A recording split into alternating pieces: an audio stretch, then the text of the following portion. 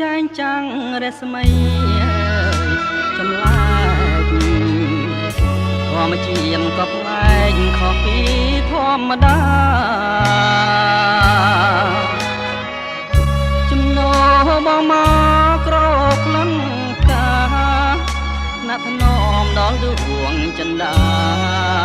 ដោយហាត់ថាទុនត្រជាងយំនាងគឺយុគដែលរៀមមានភពវាសនាជួបទេពធីតាដែលចិត្តចំពាំង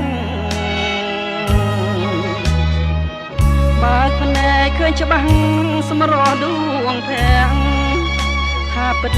ជារូបវលាំងជឿជាក់មិនមែនសូបិនរៀមបានលើកហាត់ថ្នាំងថ្នមរៀងកាយចិត្តឥតមាននឿយណា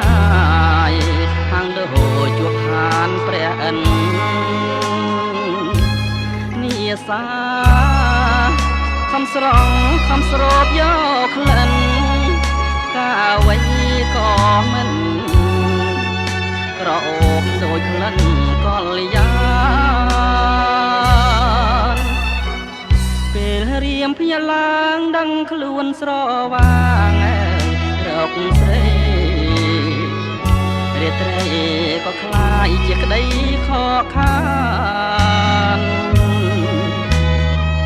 រួងស្នេហ៍ស្រមោលដែលចាប់មិនបានសូបិនបានវងវែងឋានបានជួបតែស្នេហ៍ឥតន័យ